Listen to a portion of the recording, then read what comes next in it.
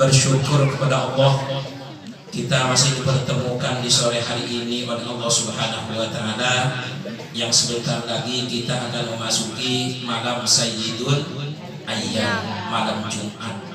Kita berharap mudah-mudahan kita semua selalu mendapatkan bimbingan dan ridho dari Allah Subhanahu wa taala. Amin ya rabbal alamin. Sholawat dan iring salam semoga senantiasa tercurahkan kepada baginda Rasulullah Muhammad sallallahu alaihi wasallam. Mudah-mudahan kita semua kelak yaumil mahsyar mendapatkan syafaatul uzma, pertolongan yang agung dari Nabi kita Muhammad sallallahu alaihi wasallam. Amin ya rabbal alamin. Bapak Ibu hadirin wal hadirat rahimakumullah. Apa tadi yang disampaikan oleh Tuan Guru Zainul Huda, saya merasakan sedih situasi dan kondisi yang ada pada saat ini. Khususnya orang yang cinta kepada sesuatu banyak menyebut namanya. Sekarang memang kalau kita lihat zaman ini kan terbagi dengan 5 zaman. Yang pertama adalah zaman nubuwah, zaman kenabian, yang diawali dari Nabi Allah Adam alaihissalam sampai kepada Nabi kita Muhammad sallallahu alaihi wasallam. Itu disebut dengan zaman nubuwah, zaman kenabian. Dari Nabi Adam, Nabi Idris, seterusnya dan seterusnya sampai kepada Nabi kita Muhammad sallallahu alaihi wasallam. Cuman baginda Rasul mendapatkan amanah risalah dari Allah dari umur 40 tahun sampai umur 63 tahun. Singkat sekali. Sekalipun demikian, tapi luar biasa, basyirau wa nadhirau.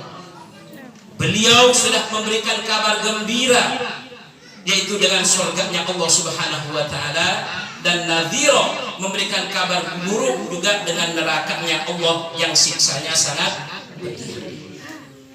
Walaupun dalam waktu yang sangat singkat, alhamdulillahirabbil alamin, sampai saat ini, mudah-mudahan sampai akhir zaman kita tetap beriman kepada Allah, beriman kepada baginda Rasulullah Muhammad sallallahu alaihi wasallam. Yang kedua, setelah wafatnya baginda Rasulullah Muhammad SAW, zaman itu berganti dengan zaman khilafatul ula, yaitu khilafah yang pertama.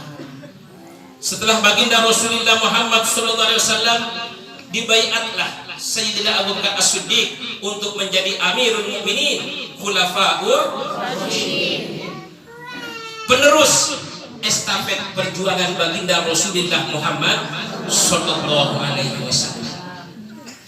Alih-alih khilafah, maka sampailah khilafah yang keempat kepada Sayyidina Ali karramallahu wajhah. Setelah Sayyidina Abu Bakar digantikan oleh Sayyidina Umar ibn al-Khattab. Setelah Sayyidina Umar ibn al-Khattab wafat, digantikan oleh Sayyidina Utsman bin Affan. Baru yang keempat digantikan oleh Sayyidina Ali karramallahu wajhah.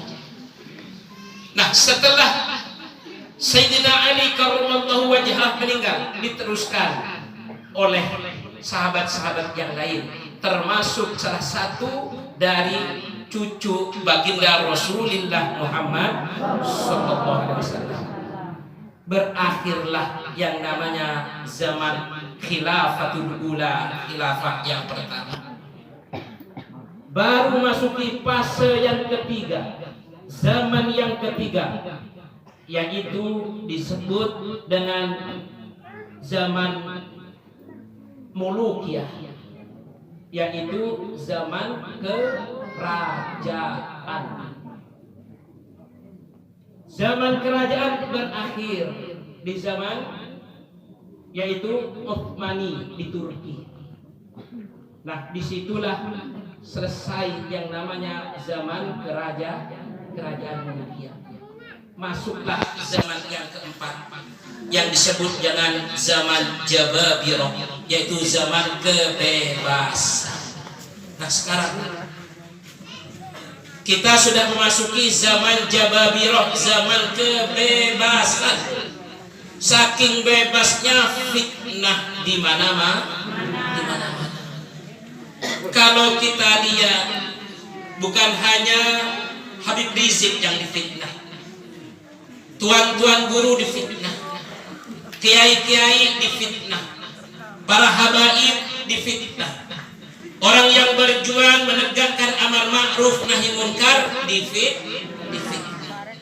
Bahkan baginda Rasul pernah bertanya kepada sahabat dan beliau bersabda, kaifa antum idza ra'aitumul munkar ma'rufa wal ma'rufa munkar. Bagaimana engkau wahai sahabat-sahabatku dan umatku, kata Nabi, kalau sudah melihat yang ma'ruf dianggap munkar, tapi yang munkar dianggap ma'ruf. Bagaimana tindakanmu wahai sahabat-sahabatku, kata Nabi kita Muhammad, termasuk ini kepada kita. Bagaimana sikap kita ini sekarang kalau sudah melihat yang ma'ruf sudah dianggap munkar dan yang munkar sudah dianggap yang baik dianggap jelek, yang jelek dianggap baik. Bagaimana kita reaksi kita? Ini sudah terjadi. Subhanallah.